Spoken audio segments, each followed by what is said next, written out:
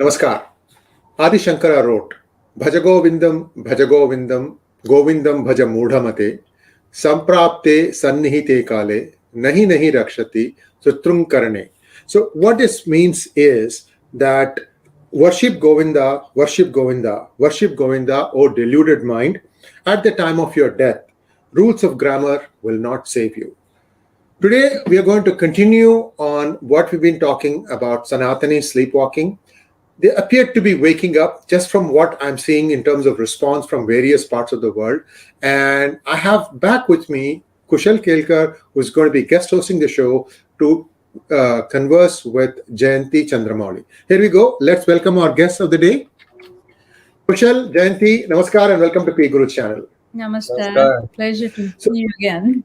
Same here. Thank you so much, Jayanthi, and thank you so much, Kushal, for your gift of time to come and participate on our Hangout and share your thoughts on what is the International Women's Day. By the way, it is still the Women's Day in the United States at the time of recording. Also, a happy Holi day to all of you. And I'm going to log off, or I'm just going to go into the background now and let Kushal take over from here. Kushal, over to you.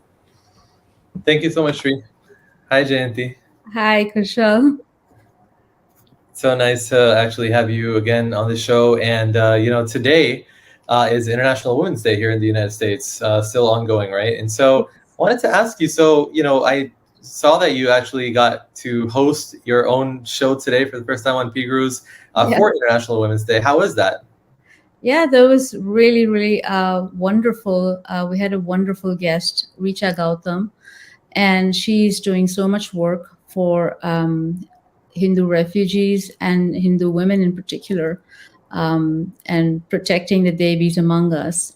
So that was just the perfect thing to talk about on Women's Day, because we have to protect the women among us. So that's amazing. So how's your experience? Any thoughts from that? How was it for you to listen to her and? It was wonderful. Like I said, I mean, she's an inspiring person, and it was wonderful to see Hindu women standing up as strong Devis. So she's an inspiration to all Hindu women and men as well. But just to see that, to be able to platform that, that was just very special. Because like we talked about earlier, we have a lot of attacks coming our way, which demoralizes us. So it's important to have positive, just have examples of people doing positive work to take down some of the negative narratives that have been used to attack Hinduism and to destroy civilizational pride. And so that was just wonderful. That's amazing to hear.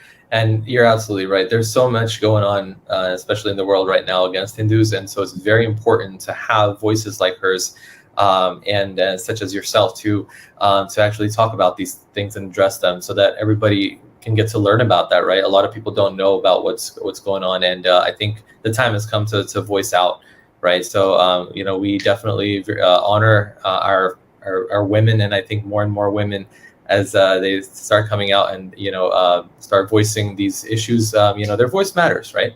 Yes. So, what inspired you to take this step? Coming out of your, I'm sure like we all have our family lives, we all have lives at home. What inspired you to actually make that first step to come out, start speaking about these issues? As a woman, why do you think that was important for you, and how was that like for you, and what kind of drove you to come out and start speaking about these issues? Yeah, like we discussed, these attacks have been relentless, and we've been subject to so much propaganda that demonizes us and Hinduism, and it's very demoralizing to hear that. And the negative narratives, they have been long deployed to elicit shame and destroy pride in our traditions and civilization. So in the end, what happens is young Hindus, they end up discarding this identity, and it just seems like more trouble than it's worth, because it's always presented as if whatever social problems exist in a post-colonial society are always linked to Hinduism. So a lot of Hindus don't realize that. They feel the shame or guilt, and they end up walking away from this identity or just become deracinated, which literally means just they lose their roots. And roots, just like a well-rooted tree is strong and grows to be impressive and withstands the storms of life. Those roots are important, because without those roots, then we are just going to turn into what? Just tumbleweed, tumbling from one moment to the next, not even knowing who we are. And that is becoming a problem. And so many young people just think that the only identity that's worth holding on to is one that just apes the West. And when you ape something, what can you be? You can just be a second-rate copy of that thing. You can just be a second-rate copy of the West. So we need that civilizational pride. We need that knowledge that has held us together. So we need to keep that alive. And unless we come out and engage, that's going to be, we need a counter narrative, really, to because in the absence of a counter narrative and our voices being heard, then the only voice, the only narrative that exists, then gains legitimacy. So I felt we have to speak out.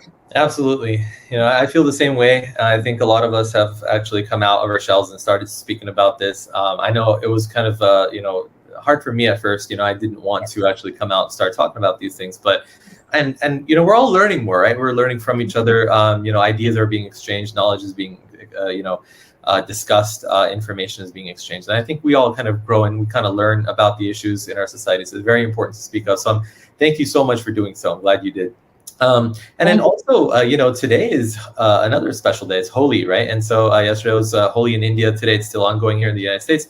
So, it is that, what is Holi for you?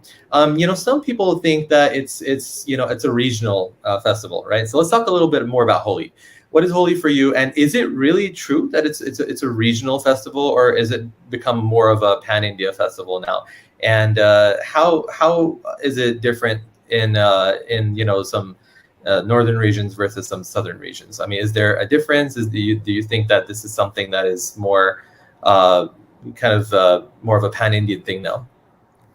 Yeah, it's definitely much more of a pan-India thing now. Although obviously the origins were, I don't know about the origins, but just it used to be celebrated less in the South.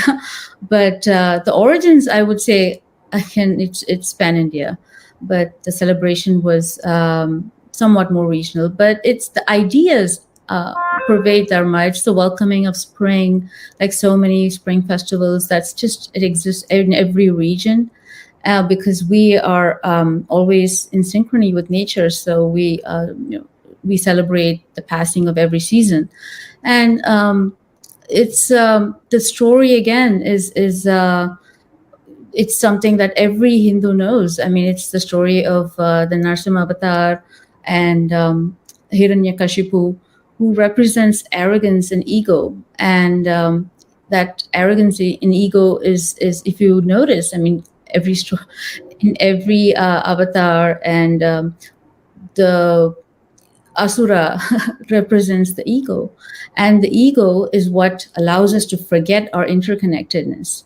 So we are always urged to slay that ego. The slaying of the Asura represents that. And Prahlad is pure in his thought, and he is immersed in his connection with the divine. Holika, who's Hiranyakashipu's sister, she represents negativity. And as we, before Holi, the actual celebration of colors, we actually have Holika Dahan, which we have some variation in every region, but that is a representation not just of burning away of junk, but also the junk and negativity that tends to sometimes accumulate within us, that we carry within us. So when you are like Prahlad and you're connecting with the inner divine, those negative emotions, thoughts, conditioning that can be a part of our life, burn away without harming us. So that's the deeper meaning that which is pan-India really. But on an everyday basis, it's a celebration of colors, and which is also so representative of Dharma, which is so colorful and full of celebration and joy. Yeah, no, it's a very beautiful festival, in my opinion, and yeah, thank you for elaborating the spiritual side of it, right? Because everybody sees the color, everybody sees the celebration and joy, but like, what is it really about, right? And it's important to kind of connect with what it's actually about, right? And again, colors are the joy of life, right? So we all have colors all around us, and I think that also represents, life being full of being a full package, right? And so you can celebrate everything, and so that you're ready to kind of experience the totality of life. So yeah, it's a beautiful festival. I think that now I think things are kind of more blending. I think more it's no longer just regional, right? So there you'll see a lot of people in other regions that are kind of adapting things that are not just local from that, and that it's beautiful to see. It's beautiful to see everybody just kind of blending a little bit more together, kind of learning and adapting, and it's a beautiful festival. I love Holi. It's international. A lot of people celebrate it, so it's glad to see Indian top. What was that? And I said the intent of Holi itself is to bring community together. It's inclusive. Absolutely. What is it like celebrating? Like when for you? I mean, what is it personally? How do you? Yeah, I mean, for me, it's a very important and awesome festival. Always grew up with all the colors. Still learning the spiritual aspect of it, right? But I think that's very important to celebrating life. So a lot of memories. I think it's also important to keep it alive, especially in places where there's not a lot of color around, right? So in India, everybody's celebrating it. But I feel like as somebody in the diaspora, I think it's very important to actually carry that forward. So so yeah, a lot of things over there. And then also, I think that it's something that has turned into this this big celebration, right? So I do feel like this is something that really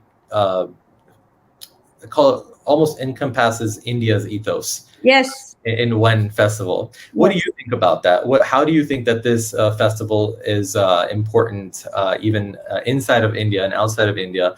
And what do you think it's doing in terms of projecting what it means to be a Hindu? Yeah, like you're absolutely right. I do think it just represents our ethos and our dharma being so. It's just like it's a coming together of colors, the diversity that we carry in our dharma, which is so colorful and full of not celebration, art, music, dance, love, joy. Nothing is really forbidden. We celebrate life with gusto. It's not monotonous. It's not monochrome. And Holi is that multicolor celebration. Captures that joyous exuberance. I feel so. I really think that's it's just so representative of that exuberance that lies within our dharma. Yeah, that's beautiful, and I just feel like it's one of the most beautiful festivals, right? It's very very joyful, very colorful. I think it just takes a lot of people by surprise internationally, right? When they see it and they're like, "Wow, like what do you guys celebrate? You guys do celebrate life." I think it's important, right, to represent ourselves, especially about who we truly are, and be proud, right? When we always talk about this when we wear who we are on our sleeve, the world knows, and that way we were talking about narratives earlier, right? That's another way to actually, that's an answer to the false narratives that are out there about who we truly are, what our ethos is. Yeah. But and it's so inclusive, actually. I mean, there's even an absurd narrative that it's trying to that Holika Dahan represents some sort of discrimination or something, which is absurd because Hiranyakashipu, Prahlad, Holika, they're all part of the same family. They just represent different, aspects, like I already spoke about. So in fact, it's an extremely inclusive idea and inclusive celebration. Everyone comes together, and in that just that color, that burst of color that you that fills the air, you don't even know half the time who's who. So, and we just it's just an extension of the fact that in our dharma, even celebrations like music and dance can be a path to uniting with the divine. So That's just Yeah, how. absolutely. It's full of celebration, right? And so when we think of religion in the more traditional Western Abrahamic sense, celebration is not really given too much importance at all, right? In fact, if anything, at all, right? It's more like no celebration. It's more like repentance and all that. But we're more of a celebratory culture, and I think if we bring that, we are enriching the community worldwide, right? No matter where we go, we actually carry that with us, and then we actually it's very inclusive at the same time. These kind of festivals very, very important. And so it's very important to celebrate this with your family, right? Especially in places where people might be wondering where they can celebrate. So one such website I just want to share with everybody is eventbrite.com. For those of you who don't know, have never heard of it. For those of you who do, then that they do actually have a lot of events on that website. And a lot of Hindu temples will sometimes post these kind of festivals, and they are organizing these big festivals a lot of times: Diwali, Holi, Navratri. It's important to actually find something local to go support, attend, and to celebrate. Yeah, finding community and building community is really important. So absolutely. So with that, just want to thank you again for coming today, Jayanthi. Yeah, it's been a very big honor. Yeah, thank you. And I wanted to just add one final note, because today is Women's Day, and I just wanted to just say that our Dharma teaches us that every day is Women's Day, and every day is Mother's Day, and every moment is created and filled by Devi. She is everywhere, in everything, in every being, in every emotion, in every expression, in every experience. That's what, if you do the beautiful Devi Stuti, Ya Devi Sarvabhuteshu, tells us, if you pay attention, Ya Devi Sarvabhuteshu, O Devi, who is in all beings, Matra Rupena Samsita, that is, you are the mother. And we go on to say, Ya Devi Sarvabhuteshu, Matra Rupena Samsita, Ya Devi Sarvabhuteshu, Lakshmi Rupena Samsita, that energy of abundance, Ya Devi Sarvabhuteshu, Shakti Rupena Samsita, Buddhi Rupena Samsita, and intelligence, and Nidra, which is sleep even, and consciousness. So in everything that we experience and everything that we see, Devi exists everywhere. So Women's Day is not just one day. So it is for us to celebrate Devi in every form, in every aspect of the universe.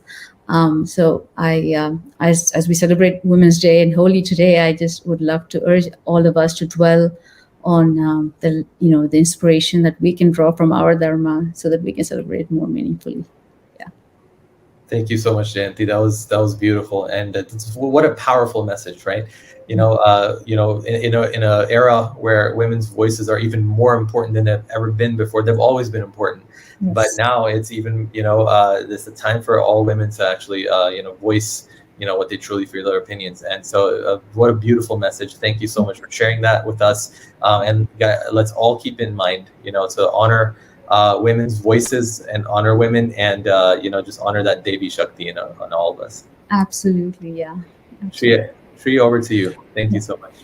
Thank you so much, Jayanthi, and thank you so much, Kushal, for guest hosting this. And viewers, how do you like our programming? We would like to hear from you. Please send in your comments, and also like, share, and subscribe to our channel. Don't forget to click on the bell button for notification. As always, it's a pleasure having both of you, and I hope that we will have many more such profound conversations. Namaskar. Namaskaram. Thank you.